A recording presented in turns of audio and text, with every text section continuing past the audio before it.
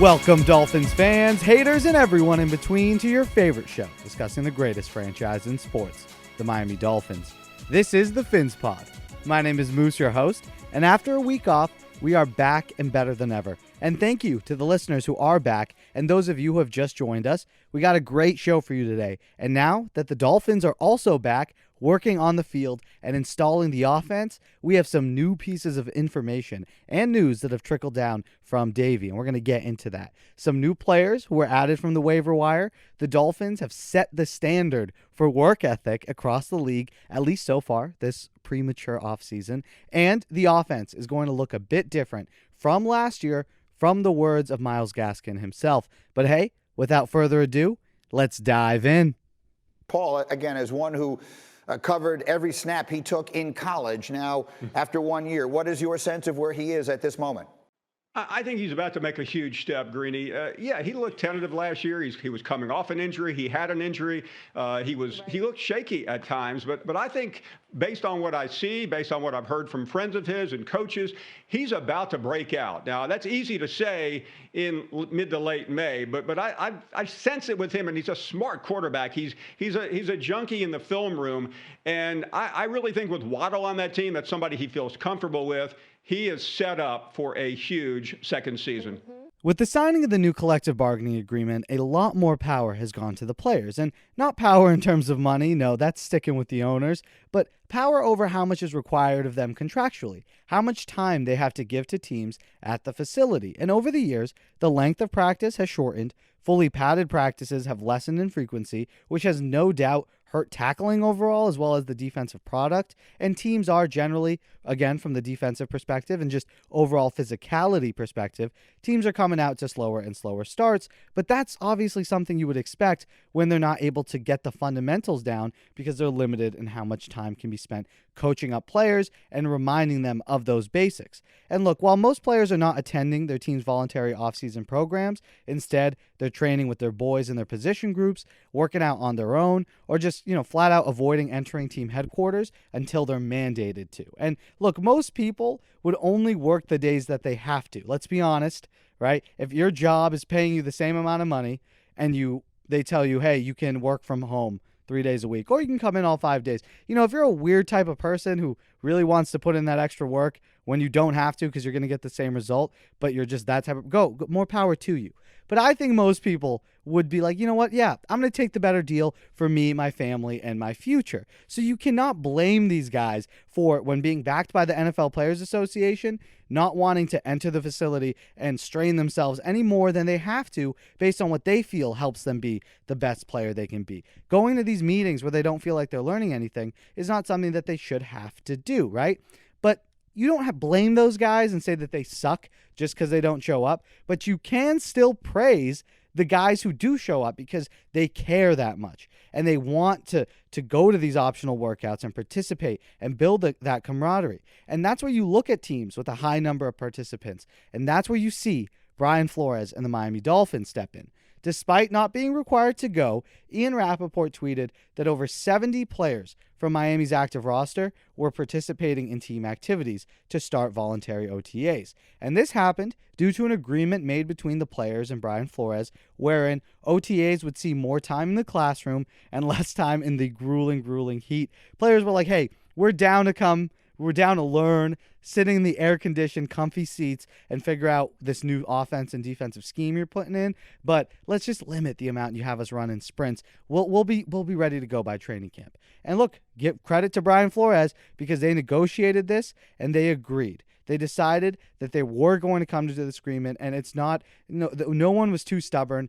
Brian Flores didn't say, nope, it's going to be my way or the highway. Show up or don't show up. It's just going to hurt you. That's something old school guys do. That's something you'd see Bill Belichick do, right? Brian Flores, modern day coach, understands the league is different, and he isn't offended that guys don't want to put in that crazy amount of work. He gets it. So it just speaks to the culture of getting better and wanting to improve the team that Brian Flores has developed so far in Miami. And that's a culture which has been vastly different from Dolphins teams of the past. Consider, when Brian Flores and Chris Grier came together in 2019, they did have a shared vision of the type of team that they wanted to build. Smart, tough, disciplined, resilient, and engaged. That last part, an engaged team, that is the most important factor in achieving the other traits. You want to be smart and disciplined? Well, you need to know what to do and when to do it, and that comes through repetition and practice, being engaged. When your team wants to be tough, well, that comes from buy-in. Having your guys believe in the coaching, the game plan, as well as each other. They're going to stand up and fight. That makes a team tough, right? And that's when they're engaged. They're engaged with the program, and that leads to your play improving. So does this mean the fact that Miami's players are engaged at the highest level across the league, 70-plus players, over 75% of the roster showing up, does that mean that the Dolphins are a lock for the AFC Championship? No, not at all. But what you can extrapolate out of this is the fact that the players currently wearing aqua and orange want to get better when it counts. And you see that in the press conferences. When players are given their boring team-first answers, that's not just fed to them by the PR team. Yeah, they're probably given coaching lessons and are tips on how to handle the media. But at the end of the day, they're answering questions. And when they're all kind of reverting back to the team-first approach, it makes sense. Those are the types of guys that they're bringing into this building. And so Flores has showed an understanding for his guys' needs and wants. He's not an old school guy. He's played football in the 21st century. He's been coaching his entire career in the 21st century. So he gets it. And he gets, and it's a win-win. This is a win-win situation because players don't feel like they're being overworked or that their time's being wasted, while other franchises across the league have guys sitting at home because they feel exactly that their time's being wasted. They're not learning anything. No, the Dolphins set up something where, no, your time's not being wasted. We're going to keep you in a limited capacity as long as you promise to show up. And then we as the coaches get to install our fundamentals and our overall game plan, not game plan yet, but our overall schemes. This is the time where they can start throwing it out there, figuring out who might fit where. So that way when you get to camp, you don't waste time learning the basic stuff. That's something that's already been addressed. And like I said, that only sets you up better for when training camp does hit and eventually the regular season. So what are the guys exactly doing at camp right now anyways? Well, first, speaking on the defense, really the one new thing is just the integration of new pieces into their scheme. And that's something every team does. As long as you have continuity, then you're going to have new players. You just got to fit them in. And generally, overall, things aren't going to change. Your identity is still going to be the same. So you just now need to figure out how guys like Jalen Phillips, Justin Coleman, Javon Holland, and even Jason McCourty, who just signed, how they fit. The new faces need to learn the scheme, get comfortable with the lingo, and figure out their communication so that they're making the right reads and calls come game day. And compared to the offense, the defense is going to have more overall continuity, like we said, just due to the consistency of the players that they brought back, as well as the consistency in the scheme. Brian Flores has had the same defense since he showed up. The only thing that's changed is the pieces, and those pieces allow him to do different things. But the way he wants to play defense and the style and the calls and the names of formations, these are all things that have already been the same and established. So when your core is all coming back, especially compared to the offense, Jerome Baker, Emmanuel Ogbah, Christian Wilkins, Xavier Howard, Eric Rowe, and even more guys who have been here for 2-3 years, the leadership of the defensive unit is going to be returning. So for now, they just need to work on getting better and, like I said, integrate the new guys. And all of that's true for the offense too. You have to integrate the new pieces, get on the same page, but they have even more work to do because that same offense, that same defense is not there, right? They have to they have to learn new lingo, figure out new formations. And look, we got a glimpse of what that could be when Dolphins running back Myles Gaskin spoke to the media. And although he did not reveal any specific schemes or concepts, he did touch on the 2021 offense, led now by George Godsey and Eric Stoodsville. Two in-house assistants from last year, Godsey, the tight ends coach, and Stoodsville, the running backs coach, who were then promoted to take control of the offense and build it around Tua's strengths and avoid his weaknesses. So this is what Gaskin said. We'll read the quote from when he spoke to the media. Quote, "I feel like for the running backs that were here, myself, Laird, Ahmed, I just kind of seeing the playbook, it has changed. It's much different than last year's, but us being around, Eric Studsville, we kind of see his offensive mind sitting in the room with him. You see his offensive mind kind of clicking, kind of moving. So I feel like me, Pat, Salve, kind of have a good, not that we understand what it was going to be, but what it was going to look like, if that makes sense. coming in and just being able to kind of get the terms and stuff like that down now. So obviously he's kind of said, we haven't seen the whole offense. It's only the beginning, right? So that does show that there's something different. He isn't coming in saying, oh, we're just learning the lingo. Everything's kind of the same. No, he was taken aback. He continued. Obviously, quote, obviously, it's super early. It's still the first one. I'm guessing that means the first install. But so it was just like very basic stuff, but just kind of seeing what E's input has been with George, how they came to bring our offense together. I think obviously surprised with some things, excited for some things, but at the same time, I've been around E for a while now, so I know what he likes and what he wants things to look like, end quote. Now, what can we exactly take away from this? He said a lot of generalities. He didn't really get into any specifics like we touched on. But just a couple things to note. He did say he was surprised at some things. And to me, that means that the core philosophy of how you want to move the ball downfield, that has changed. Myles Gaskin and Savon Ahmed are used to Gailey's view, Chan Gailey's offense. He called his offense, and it wasn't tailored to the strengths and weaknesses of his opponents. Rather, he wanted to win by establishing the run, controlling the line of scrimmage, and just sprinkling in a couple big shots to help keep the defense honest. It's a pretty standard West Coast approach that isn't anything new and nothing that's too hard for defenses to defend nowadays, but that is what Gailey did, and that's what we saw last year, and that didn't work, right? And that didn't work for the lack of skill players and speed that the Dolphins had, as well as an inconsistent offensive line who couldn't control the line of scrimmage, and that didn't get considerable push. So even though that was happening week in and week out, and you saw the deficiencies pop up, drives stalled due to poor play calling on first and second downs because Gailey's refusing to adapt and adjust. Time of possession being owned by the opponents, even though the defense is doing their job and taking care of business and keeping the scoreboard low for the opposing team. Despite that continuing to happen, Gailey would just keep calling his favorite plays and the offense would just keep sputtering. We all saw that, and that's going to change. I believe that's what Gaskin's referring to in the variety of formations, sets, and play designs which are going to be added to the mix now.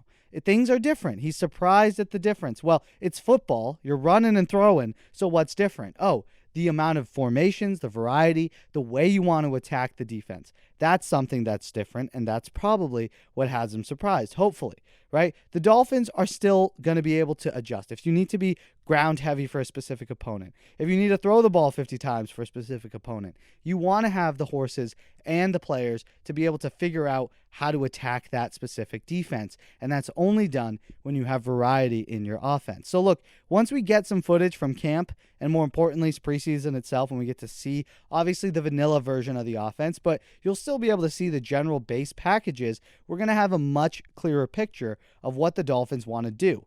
But quick hits, utilization of speed, getting the ball out of Tua's hands fast, as well as just overall diversity in their week-to-week approach, those are going to be the traits of this offense, if I had to guess now. And look, Tua's strengths are his decisiveness and his overall accuracy. Help him figure out a defense and what they're running. That's what you want to do. You want to help him see the field clearer. And then you let him decipher the post-snap motion, the secondary, figure out what they're doing, if his assumption of what the defense was running was accurate so he can go where he wants to with the ball, or if he needs to improvise, adapt, or alter based on the post-snap read, right? That's something that you have to let him do, and you do that by giving him an offense that he feels complete ownership of. And if you do, he's going to deliver strikes right into the hands of his many weapons. Waddle, Albert Wilson, Lynn Bowden, Will Fuller. So many guys who can just take a slant to the house or improvise in case Tua doesn't see that free blitzer, right? Before he snaps, he reads it wrong. Now he's on the run. He needs someone to come back and work with him. That's something that the Dolphins should be able to do now because they have dynamic athletes. It's not going to be as boring and vanilla of an offense and predictable as Gailey's attack was last year. The fact that Myles mentioned the difference in his first meeting with the media, he wasn't really prompted. No one asked him, hey, what are specific differences? He was just asked, how is it now? How are things? How are you feeling? How is the new offensive coordinator? Stuff like that. He brings it up. He was surprised, right? The fact that he said that, it just shows me personally that there's going to be a departure from what the offense was looking like last year. And it also points to the reality that the 2020 Miami Dolphins playbook was made for Ryan Fitzpatrick, right? Due to his experience with Chan Gailey. Obviously, it wasn't made specifically for Fitzpatrick, but between Tua and Fitz, There was one guy who clearly had more comfort, and that makes complete sense when Chan Gailey had coached him for over half a decade. And it wasn't for Tua. The playbook just wasn't for Tua, and that's why it now looks so different. Because if it was for Tua, then you'd only have to make some slight tweaks. But when you have Myles Gaskin coming out and saying, now that we're fully focused on Tua and we've hired our offensive coordinators around having him succeed, things look completely different. Well, doesn't that mean that last year was bad for Tua? And again, that's no one's fault really, because again, Gailey was hired before the draft. You didn't really know if you were going to get Tua, and if Fitzpatrick was the guy we were riding with all year, then Gailey's offense did make sense. So in hindsight, it's very easy to kind of be like, what were they thinking? But again, if you drafted another guy, not Tua, or you didn't even end up getting a quarterback, and then you picked a guy based on a guy you hope to get, that wouldn't be smart decision-making either. So things are different. Things are different now. And look, the last piece of news that we're going to get to on today's episode is the addition of yet another defensive back. And this one is actually damn exciting, especially for an undrafted free agent. Following the NFL draft, there's still a few big names available to be signed, and Miami nabbed a few, and we spoke of them in previous episodes. Clearly, though, there were still guys that Miami had eyes for. The New Orleans Saints got one of them when they picked up and signed defensive back out of Syracuse, Trill Williams. And Williams is a physical and big DB, 6'2", 200 pounds, but he failed to physical with the Saints, apparently a lingering injury from last season in college, but that did not concern Miami, because when the Saints cut him, we're likely going to try to add him back in some way. I don't really know why they cut him. Maybe they wanted to see if he'd get healthy, or maybe they were done. Regardless, the Dolphins saw that. They were like, we don't care. Not an issue for us. And they put out a claim and were awarded the 21-year-old who played for the Orange in New York, the Syracuse Orange up in New York. So that's something that, again, another DB, don't be surprised. It's an interesting pickup because he's raw. He needs some refining. And although he has those physical limitations, mainly top-end speed, but his skill set, that's something that Josh Boyer and Brian Flores can definitely work with. He is a great tackler, which you know is valued by Brian Flores and his defensive backs. He's able to come up and play in the box, can take on physical receivers and tight ends, and he has a nose for the football. He's made some wild plays while at Syracuse, game-sealing strip returns for touchdowns. And when I say strip return, I mean he took the ball away like candy from a baby. So he's definitely explosive and is capable of a big play.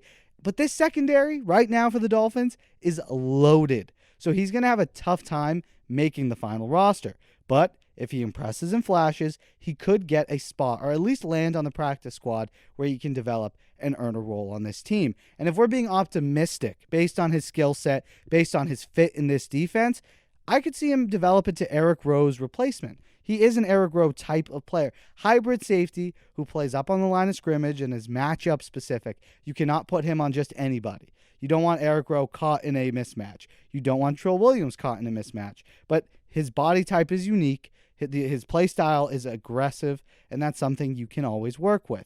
So he's not a traditional outside corner. He doesn't have the fluidity, right, or top-end speed. Just watch some highlights. Watch some game film. Look up Trill Williams, Syracuse. You'll see exactly what I'm talking about.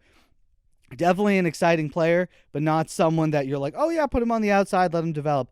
I just don't think he has the speed and quickness to stay on the outside as a true cornerback. But at the end of the day, he's explosive and he can hit. And that's something that you always want to work with on the defensive side of the ball. But what do you guys think of Miami's overall obsession with defensive backs? Do you like it? Or is it just a product of Flores' experience coaching them?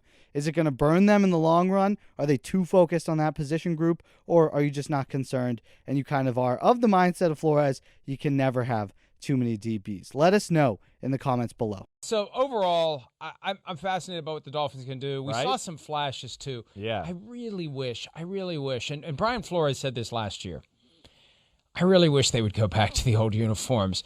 That they are the one team whose alternate uniforms are so much better. Like it's night and day difference between the alternate uniforms and the regular uniforms. And Flores wants the old uniforms, and he's made it clear that this is a Stephen Ross decision. Stephen, if you're listening, and if you are, God, how did you get so successful if you're watching us? But if you're listening, go back to the old uniforms. That one stinks. It stinks. The other one is awesome. I don't mind. This is the one you like right here, awesome. Right? With the gray face mask and all that. I yes. mean, I'm with you.